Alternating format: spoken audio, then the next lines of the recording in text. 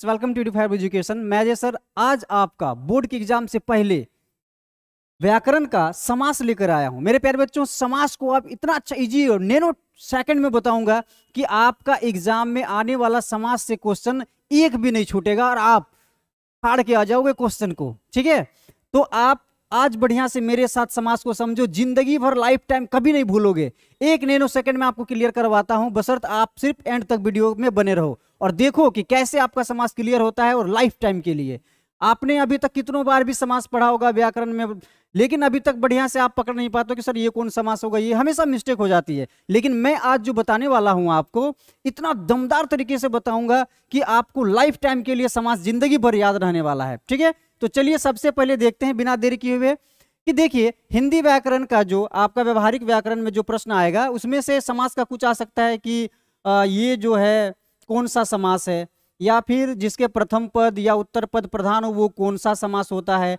तो मैं आपको ट्रिक के माध्यम से समास को चुटकी में क्लियर करने वाला हूं। तो सबसे पहले देखिए, सबसे पहले देखते हैं, चलिए सबसे पहले है कि समास किसको कहते हैं। तो मेरे प्यारे बच्चों, आपने शुरू से पढ़ा होगा कि दो या दो से अधिक शब्दों का परस्पर संबंध बताने वाले को समास कहते हैं। तो ये तो व्याकरण में मिल जाएगा कि दो या दो से अधिक, यानी जब हम लोग बात करते हैं तो दो जन चाहिए, करते हैं करेक्ट, दो जन चाहिए बात करने के लिए, आपस में बात करते हैं। बोल रहे कि दो या दो से अधिक, और फिर जब कोई और आ जाता है तो बात करने का मजा कुछ और होता है। तो वही बता रहा है कि याद रखना कि जब दो या दो से अधिक क्या शब्दों का परस्पर संबंध बताने वाले शब्द को क्या कहेंगे, समास कहेंगे। अब देखिए ये तो हो गया, अगर डेफिनेशन पूछे तो ये बता सकते हो। दूसरी कि समास को हम लोग क्या कहते हैं, समास को कहते हैं संक्षिप्तीकरण।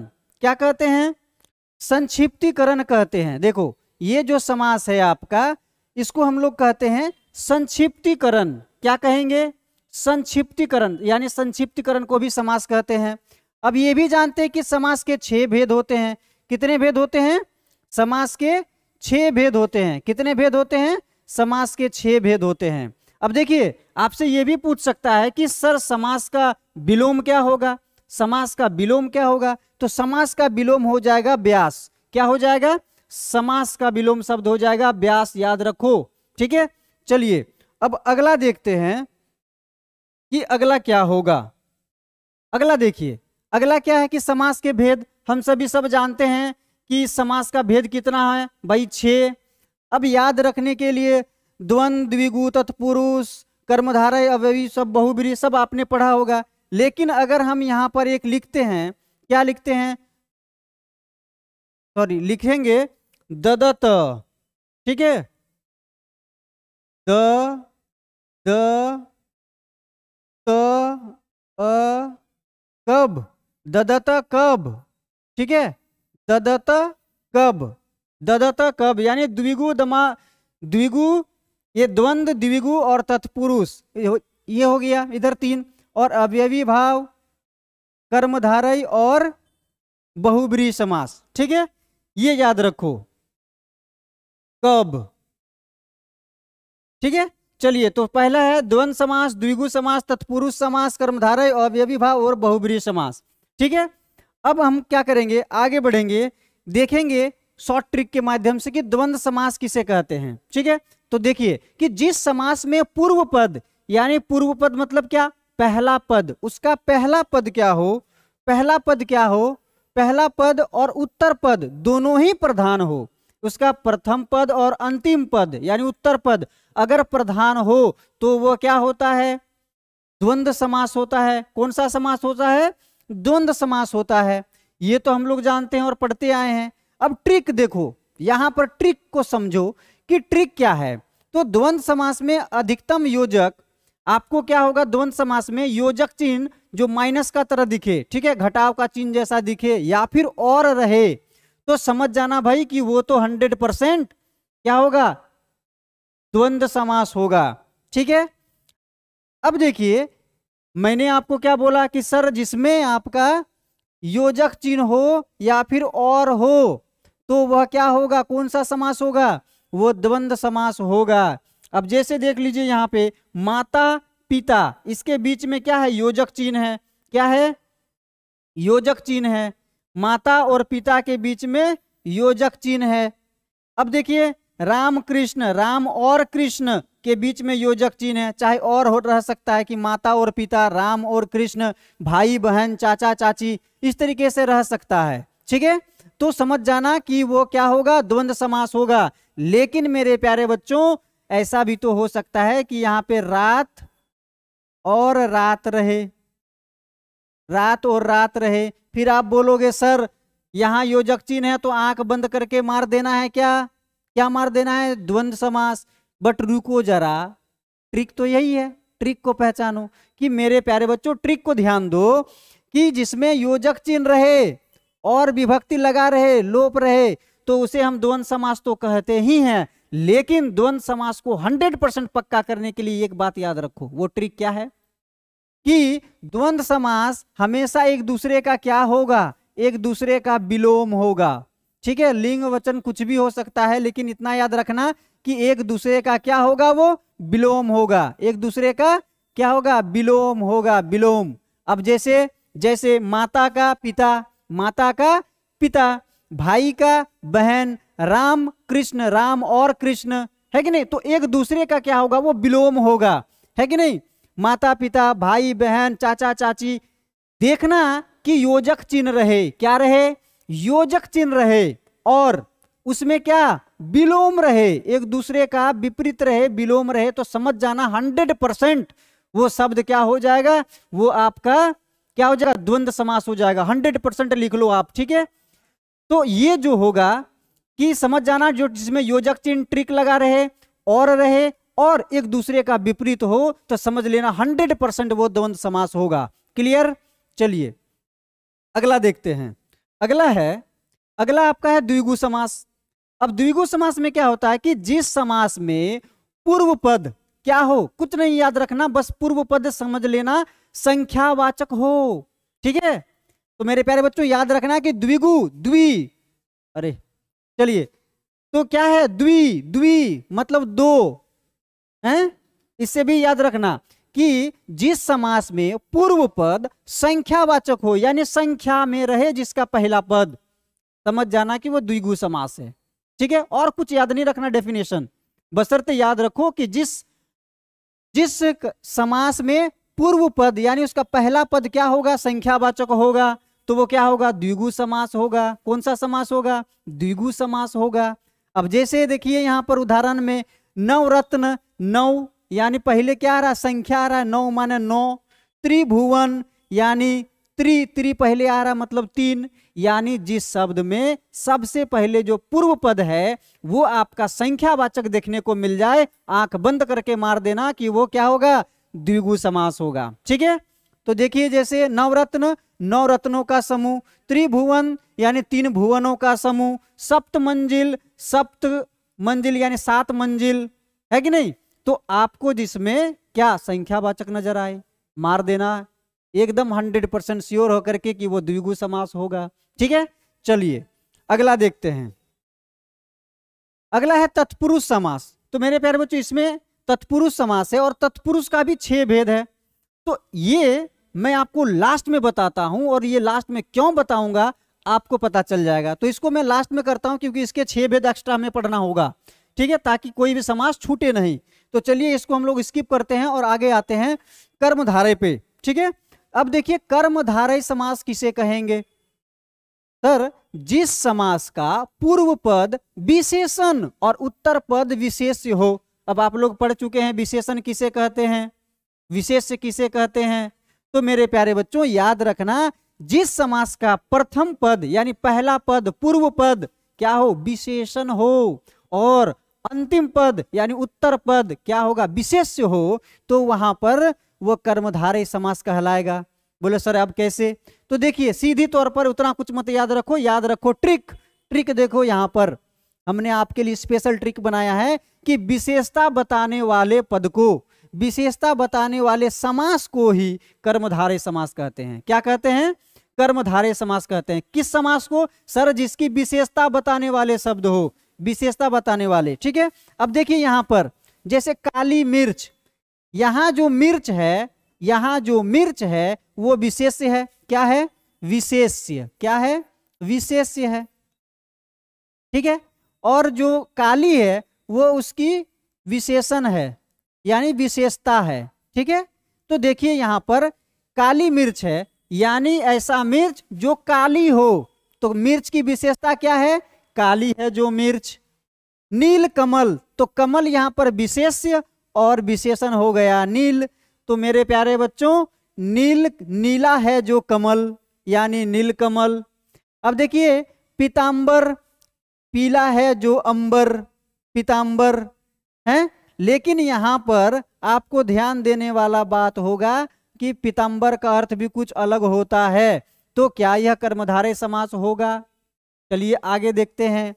तो यानी कोई भी शब्द अगर किसी की विशेषता बता रही हो तो समझ जाना कि वह कर्मधारय समास होगा, होगा कि नहीं। चलिए अगला देखते हैं। अगला है अवयवी भाव समास, यानी जहां पर आपको अवयव नजर आए समझ जाना कि जिस समास में पूर्व पद अवयव हो, जिसका पूर्व पद क्या हो, अवयव हो, तो वो अवयवी भाव समास होगा। क्या समास होगा? अवयवी भाव समास होगा।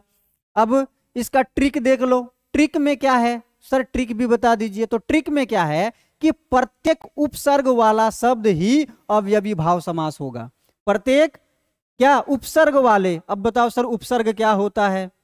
तो आपने पढ़ा होगा उपसर्ग किसे कहते हैं, नहीं जानते हो, चलो मैं बता देता हूं। उपसर्ग क्या होता है? उपसर्ग हमेशा क्या होता है, शब्द के पहले लगता है। शब्द के पहले क्या लगता है? उपसर्ग। शब्द के पहले, शब्द के पहले जो लगे उसे हम लोग उपसर्ग कहते हैं।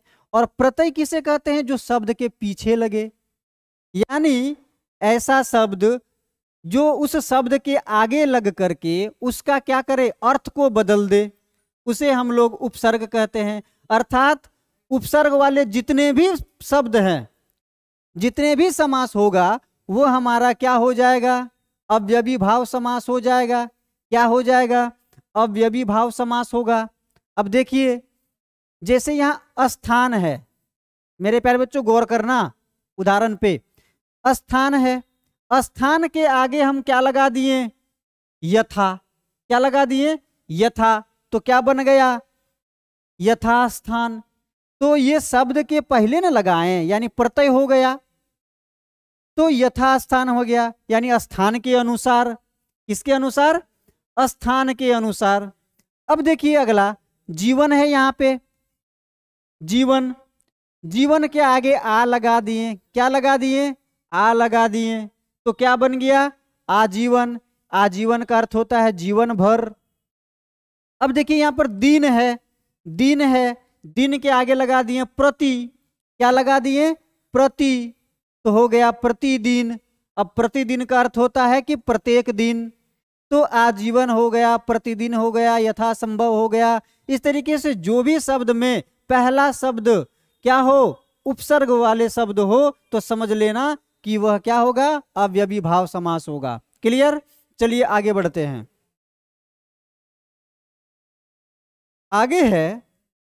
आगे है बहुब्रीहि समास। देखो यहां पर है आगे बहुब्रीहि समास।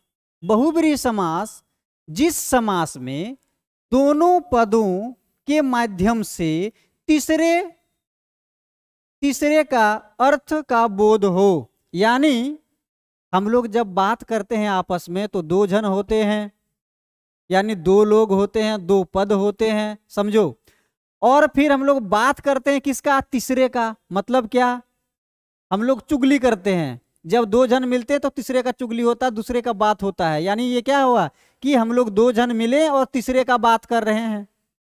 तो देखिए यहां पर कि जब दोनों पदों के माध्यम से एक विशेष यानी तीसरे का बोध हो, तीसरे अर्थ का बोध हो, उसे हम लोग बहुब्रीहि समास कहेंगे। दो लोग मिलेंगे तो तीसरे का चर्चा होगा, और तीसरे का जब चर्चा होगा तो बहुब्रीहि समास होगा। ठीक है, चलिए अगला क्या है, देखिए जैसे में देखते हैं कि दशानन। दशानन यानी 10 मतलब क्या हो गया? 10, और आनन मतलब हो गया सिर, तो दशानन हो गया। अब दशानन यानी 10 मुख, 10 मुख है जिनका, अर्थात रावण। यानी 10 गो सिर मिल करके क्या बन गया? वो दशानन। और दशानन किसको डिनोट कर रहा है कि दशानन किसे कहा जाता है, तो भाई रावण को कहा जाता है। तो 10 और आनन मिलके क्या बन गया, दशानन, और दशानन का अर्थ होता है रावण। ठीक है, चलिए अब जैसे नीलकंठ, नीलकंठ, नीलाकंठ है जिनका, नीलकंठ, नील और कंठ मिलके नीलकंठ बना। और नीला है जिसका कंठ, या अर्थात किसका बात कर रहा है, बात हो रहा है यहाँ पर शिव जी का, शिव शंकर जी का बात हो रहा है ना। चलिए अगला देखिए लंबोदर, लंबा है जिसका उदर, यानी लंबा है जिसका पेट, उसे हम लोग क्या कहेंगे, लंबोदर। लंबोदर यानी किसको, किसकी बात की कह रही है, किसका बात हो रहा है यहाँ पर, लंबोदर अर्थात गणेश जी का, है कि नहीं। तो ये हो गया आपका बहुब्रीहि समास। ठीक है, अब एक समास छूटा हुआ है, वो है तत्पुरुष समास। तो चलिए अब तत्पुरुष पे आते हैं, और तत्पुरुष को आपको चुटकी में क्लियर करवाता हूं।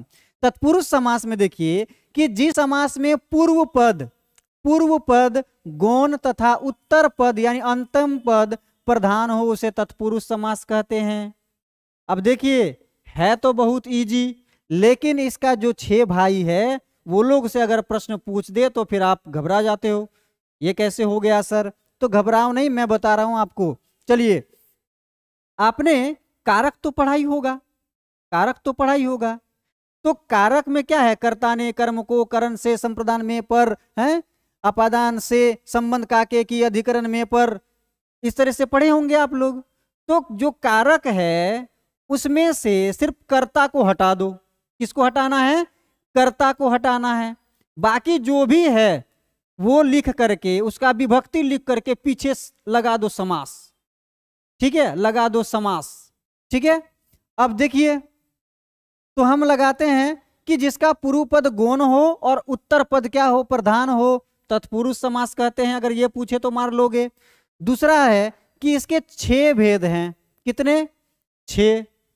जिस तरह से हम लोग कारक पढ़ते हैं तो कारक का 7 भेद, 7 में से 1 को हटा देंगे हम लोग कर्ता को, तो बच जाएगा ये 6, और ये 6 बच जाएगा।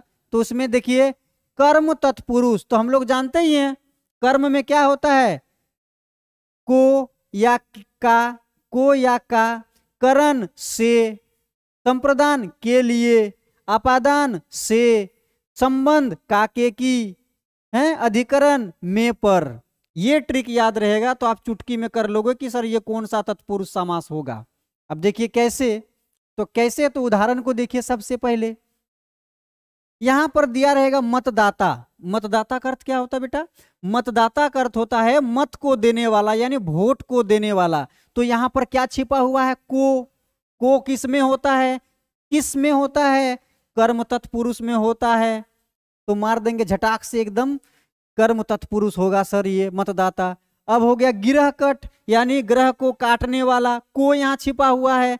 तो को किसका होता है, कर्म का ही होता है। तो ये भी हो जाएगा कौन सा, कर्म तत्पुरुष। अब देखिए करण तत्पुरुष, करण तत्पुरुष में होता है से। अब फिर अगला आप बोलोगे सर आपादान में भी तो होता है से, तब क्या करेंगे सर, इसमें भी से आएगा और करण में भी से आएगा और अपादान में भी से आएगा। तो फिर गलती हो जाएगा सर, कैसे पकड़ेंगे। तो मैं बता रहा हूं आगे, हड़बड़ाओ नहीं। करण, सबसे पहले करण को देखते हैं। यानी करण तत्पुरुष में अगर से नजर आ रहा है और अपादान तत्पुरुष में भी से आ रहा है, तो अपादान को याद रखो, अपादान में हमेशा क्या होता है, अलग होने को दर्शाएगा, यानी अलग हो रहा है। जैसे पेड़ से पत्ते गिरते हैं, यानी पेड़ से पत्ता क्या हो रहा है, अलग हो रहा है। ये हमने कारक में पढ़ा था। यानी जिसमें अलग हो रहा है वहां पर अगर से आ रहा है तो वहां पे अपादान मारेंगे, और जहां पर जुड़ाव महसूस हो, जुड़ रहा हो, वहां पे करण मारेंगे, यानी जहां पे से आएगा। तो चलिए देखिए जन्मजात, जन्मदात, जन्मदात कौन सा समास है, हाँ कौन सा समास है, तो करण तत्पुरुष समास है। अब कैसे, क्योंकि वो जन्म से जात है। मुंह मांगा, यानी मुंह से मांगा। गुणहीन, गुण से हीन, इसमें जुड़ाव अर्थ दिख रहा है ना, इसमें जुड़ाव नजर आ रहा है। तो इसमें क्या है, आप करण तत्पुरुष मार देना। चलिए अगला देखते हैं, संप्रदान तत्पुरुष। संप्रदान का अर्थ क्या होता है? के लिए। क्या होता है? योजक चिन्ह के लिए, विभक्ति के लिए आता है। उदाहरण देखिए, युद्ध भूमि। क्या है? युद्ध भूमि, यानी युद्ध के लिए। युद्ध के लिए क्या? भूमि। युद्ध के लिए भूमि। चलिए, तो के लिए आ रहा है, अर्थात संप्रदान तत्पुरुष। हथकड़ी, हथकड़ी यानी हाथ के लिए कड़ी, तो क्या हो जाएगा? हथकड़ी। के लिए किस में आता है? सर संप्रदान में आता है, तो धट से मार देना कि हथकड़ी कौन सा समास होगा? संप्रदान तत्पुरुष समास होगा। सत्याग्रह यानी सत्य के लिए आग्रह। क्या? सत्य के लिए आग्रह। किसके लिए? सर के लिए किस में आता है? तो सर संप्रदान तत्पुरुष में आता है। ठीक है, चलिए अब है आपका आपादान तत्पुरुष समास। अपादान में क्या मैं बताया? से। सर इसमें से, तो मैंने क्या बताया बेटा कि इसमें अलग होगा, इसमें अलग होने की संज्ञा दर्शाएगा, यानी अलग होने को दर्शा रहा है, तो समझ जाना कि यह करण नहीं बल्कि आपादान तत्पुरुष होगा। ठीक है, जैसे जन्मांध यानी बेटा जन्म से अंधा, है कि नहीं? जन्म से अंधा। भयभीत यानी भय से भीत, भय से भीत। उसके बाद धनहीन, धन से हीन, धन से हीन यानी धन चला गया तो वो हीन हो गया, गरीब हो गया, अर्थात धनहीन। ठीक है, इसमें क्या? उसका धन चला गया, अलग हो गया, तो वो क्या हो गया? धनहीन हो गया। ठीक है, चलिए अगला है संबंध तत्पुरुष। बेटा संबंध तत्पुरुष को देखो, काकी के, काकी के, काकी के, काकी के। अब देखिए प्रेम सागर, उदाहरण देखो, प्रेम सागर। प्रेम सागर में क्या है? प्रेम का सागर। इसमें संबंध दिख रहा है। क्या दिख रहा है? संबंध दिख रहा है, जुड़ाव दिख रहा है। प्रेम सागर यानी प्रेम का सागर। दिनचर्या, दिन का चर्या। भारत रत्न, भारत का रत्न। इसमें क्या? संबंध दिख रहा है, संबंध स्थापित हो रहा है, अर्थात काकी के नजर आए तो वहां पे मार देना कि बेटा ये तो 100% संबंध तत्पुरुष समास होगा। ठीक है, चलिए अगला क्या है? अगला है अधिकरण तत्पुरुष समास। अधिकरण में क्या होता है? में पर। जहां बेटा आपको में पर नजर आएगा उसमें समझ जाना कि ये तो अधिकरण तत्पुरुष समास होगा। अब जैसे नीति निपुण यानी नीति में, नीति में निपुण, नीति में निपुण अर्थात नीति निपुण। आत्मविश्वास यानी आत्म में विश्वास। ठीक है, तो ये सभी आपको उदाहरण को बढ़िया से देखना है और समझना है कि कौन सा राइट आंसर होगा मेरा। ठीक है, तो चलिए एक एक को मैं फिर से आपको रिपीट कर देता हूं ताकि आपका डाउट और बढ़िया से क्लियर हो जाए। तो मैंने क्या बताया बेटा कि दो या दो से अधिक शब्दों के मेल को क्या कहते हैं? संबंध बताने वाले को क्या कहते हैं? समास कहते हैं। समास को हम लोग संक्षिप्तीकरण भी कहते हैं। उसके बाद समास के 6 भेद होते हैं, ददतक, कब, है ना, यानी द्विगु, द्वंद्व। और उसके बाद हाँ समास का विलोम, आपसे समास का विलोम भी पूछ सकता है, तो समास का विलोम क्या हो जाएगा? व्यास। समास के 6 भेद होते हैं, ये भी बताया, तो क्या हो जाएगा? द्वंद्व, द्विगु, तत्पुरुष, कर्मधारय, अव्ययीभाव और बहुब्री, ये सब बताया आपको। चलिए उसके बाद बताया कि बेटा द्वंद्व समास किसको कहते हैं? तो द्वंद्व समास में बेटा जिसमें योजक चिन्ह रहे, ठीक है, योजक चिन्ह आपको माइनस वाला नजर आए या फिर और रहे तो समझ लेना 100% वो क्या होगा? द्वंद्व समास होगा। और याद रखना कि वो एक दूसरे का विलोम होगा। क्या होगा? विलोम होगा, तो वो 100% द्वंद्व समास होगा। फिर द्विगु में बताया कि बेटा जिसका पूर्व पद संख्यावाचक हो, यानी त्रिभुवन, त्रिलोक, नवरत्न, सप्त मंजिल, ये सब क्या हो जाएगा? संख्यावाचक नजर आ जाएगा, तो आप मार देना झट से कि द्विगु समास होगा। तत्पुरुष में जिस तरीके से कारक पढ़ा है आपने, जैसे कर्ता ने कर्म को करण से संप्रदान में पर आपादान के का आपादान का से संबंध काके की अधिकरण में पर, ये सब पढ़ा है, बस उसको याद रखना और मार देना झट से कि कौन सा समास होगा। अगला क्या है? कर्मधारय समास। बेटा कर्मधारय समास में क्या बताया कि पहला पद विशेषण होगा और दूसरा पद क्या होगा? विशेष्य होगा, तो उसे हम लोग क्या कहेंगे? क्या कहेंगे? कर्मधारय समास कहेंगे, ये बताया। जैसे काली मिर्च यानी मिर्च जो काली हो, यानी मिर्च की विशेषता यहाँ पर क्या बता रहा है कि काली होगा। नील कमल, नीला हो जो कमल।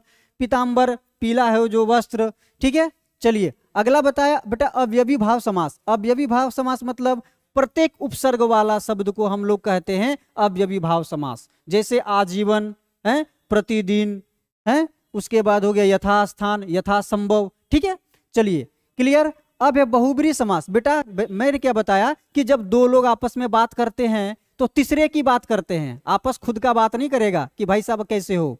ये जब दो लोग मिलते हैं तो तीसरे का बोध होगा, तीसरे का बात कर रहा होगा, तो समझ लेना कि वहां पर बहुब्री समास होगा। ठीक है, यानी एक दूसरे का क्या करते हैं, एक दूसरे का बात करते हैं कि फलनवा जो है बहुत बुरा आदमी है, यानी दो जन मिल के और भी बात कर रहा सी के बारे में।